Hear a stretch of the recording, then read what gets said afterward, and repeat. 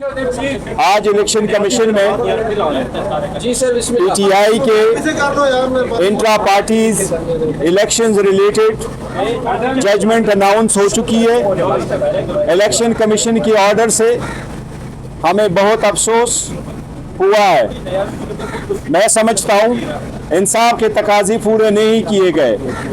Election commission ने इस case का नोटिस जो हमें दिया था उसमें हरगिज़ कभी ये नहीं लिखा था कि इलेक्शन कमीशन ने कभी ऐसा नोटिस पीटीआई को नहीं दिया था कि पीटीआई के इंट्रा पार्टीज इलेक्शन आईन के मुताबिक नहीं हुए हैं। इलेक्शन कमीशन का नोटिस फ़कत इतना था कि आपके इलेक्शन जो इंट्रा पार्टीज के हो गए थे उसकी डॉक्यूमेंटेशन कंप्लीट नहीं थी। इस पर नोटिस के बाद 5 समाअतें हुई थी। 5 समाअतों के बाद इलेक्शन कमीशन ने आप सब लोगों के सामने ओरल ऑर्डर ज़रूर अनाउंस किया था और ये था 13 सितंबर को। और 13 सितंबर के बाद हमने इलेक्शन कमीशन को 2 दरख्वास्तें दी थी, 18 अक्टूबर को और 31 अक्टूबर को। और फिर हमने एक और लेटर लिखा था चार्टर ऑफ डिमांड में, वो हमने जमा किया था 7 नवंबर को। और इलेक्शन कमीशन से हमारी मीटिंग हुई थी 8 नवंबर को। हमारे इलेक्शन हमारे आईन के मुताबिक सही और ओपन हुए थे। उनकी सारी डॉक्यूमेंटेशन कंप्लीट हो चुकी थी और उस पर किसी का कोई इतराज़ नहीं था, इंक्लूडिंग इलेक्शन कमीशन के कंसर्न ऑफिसर्स का। आज हमें इस फैसले से बड़ा दुख हुआ है।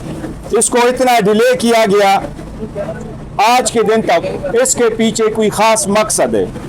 लेकिन एक बात की ज़रूर हमें तसल्ली है कि इलेक्शन कमीशन ने आज जो ऑर्डर किया है उसके मुताबिक बल्ला हमारा निशान था, बल्ला हमारा निशान है और इंशाल्लाह बल्ले का निशान बैलेट पेपर पे रहेगा। जो मुखालिफिन कोशिश करते रहे कि खान साहब से ये बल्ला लेंगे या खान साहब की सरबराही में कोई फ़र्क आएगा।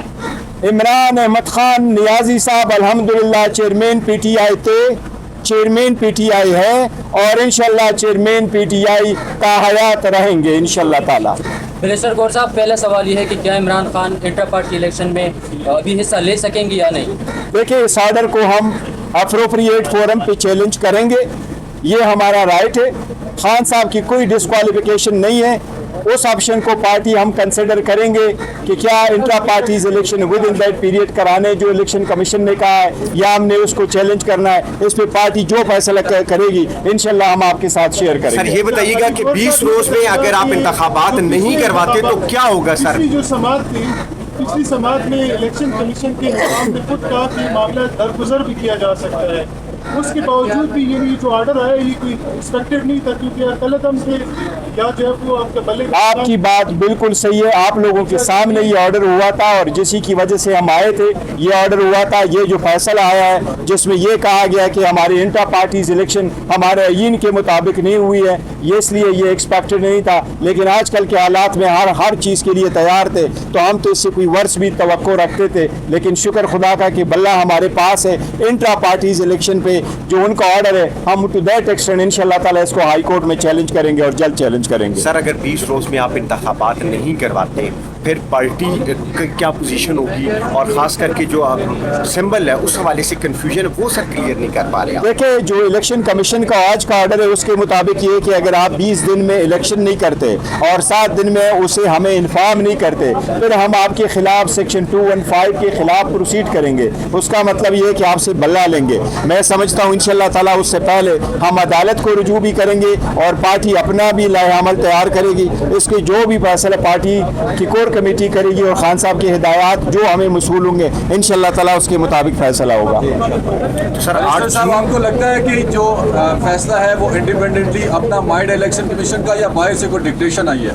देखिए, आज का हर तरफ से प्रेशर है। इलेक्शन कमीशन एक इंडिपेंडेंट बॉडी है। इलेक्शन कमीशन से हमारी ये तवक्कुआत नहीं थी। हम इलेक्शन कमीशन साहब के सामने आए थे, हमने 2 मीटिंग की थी, मेरी भी मीटिंग हुई थी। फिर हम एक डेलीगेशन के तौर पर भी आए थे, वो भी हमने मीटिंग की थी। हमें में बावर कराया गया था। लेकिन एनीवे जो भी ऑर्डर इलेक्शन कमीशन का है, हम कानून के मुताबिक इसके खिलाफ प्रोसीड होंगे इंशाअल्लाह ताला। हमें उम्मीद है हमने सब कुछ आईन और कानून के मुताबिक किया है। अदालत है उसको ओपनली देखेगी और सैपर के ट्रायल की तरह भी इंशाअल्लाह ताला ये भी डिसीजन सेटिस्फाइड होगा। शुक्रिया।